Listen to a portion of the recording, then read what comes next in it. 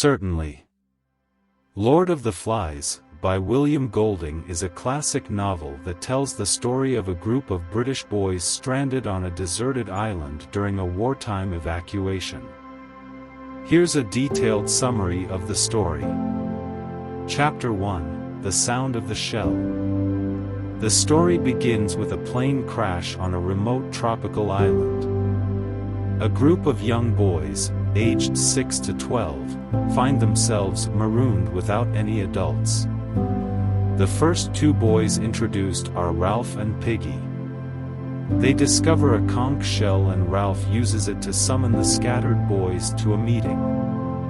Ralph is chosen as the leader, and they agree to maintain a signal fire on the mountain to increase their chances of being rescued. Chapter 2: Fire on the Mountain. The boys attempt to start a fire using Piggy's glasses, but it proves difficult. They quickly realize the need for organization and rules. Jack, the leader of the choir boys, is appointed as the leader of the hunters, and tensions between Ralph's desire for order and Jack's desire for hunting begin to surface. Chapter 3: Huts on the Beach. Ralph and his group work on building shelters, but the boys become distracted and the progress is slow. Jack's group focuses on hunting, and their desire for meat becomes more important than the signal fire. A ship passes by the island without noticing them, and the missed opportunity angers Ralph. Chapter 4: Painted Faces and Long Hair. The boys' appearance begins to change.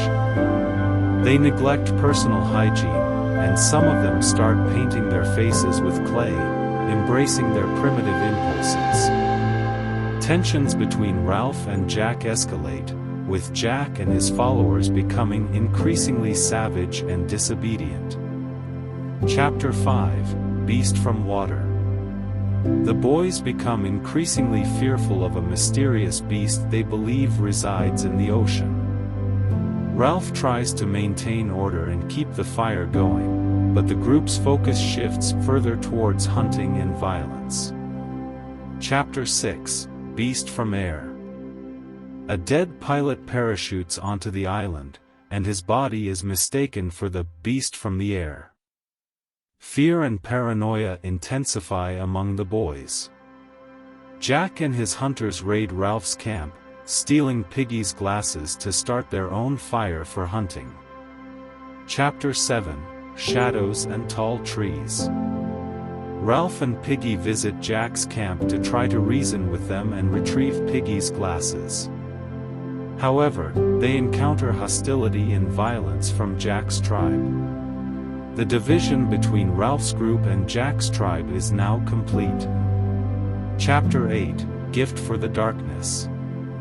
Simon, a quiet and introspective boy, has a hallucinatory encounter with the severed pig's head on a stick, which Jack's tribe worships as the Lord of the Flies. The head represents the evil within them. Simon realizes the true nature of the beast, but when he tries to share this insight with the others, they mistake him for the beast and kill him in a frenzied ritualistic dance. Chapter 9: A View to a Death. Jack's tribe becomes more violent and irrational, hunting Ralph with the intention of killing him. Ralph is now the last remaining symbol of order and civilization on the island. He manages to escape the hunters and hides in the forest. Chapter 10: The Shell and the Glasses. Ralph, desperate and hunted, approaches Jack's camp to confront them. He discovers that Piggy has been killed, and the conch shell is shattered, symbolizing the complete breakdown of civilization and order on the island. Chapter 11: Castle Rock.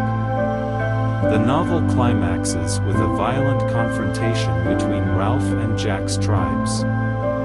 A fire breaks out, attracting the attention of a passing naval officer who arrives to rescue the boys. The officer is shocked by the boys' savage appearance and behavior, and it becomes clear that their rescue does not mark a happy ending. In the end, Lord of the Flies serves as a powerful allegory of the darker aspects of human nature and the fragility of civilization in the face of primal instincts. It explores themes of power, fear, violence, and the loss of innocence as the boys' descent into savagery ultimately leads to tragedy.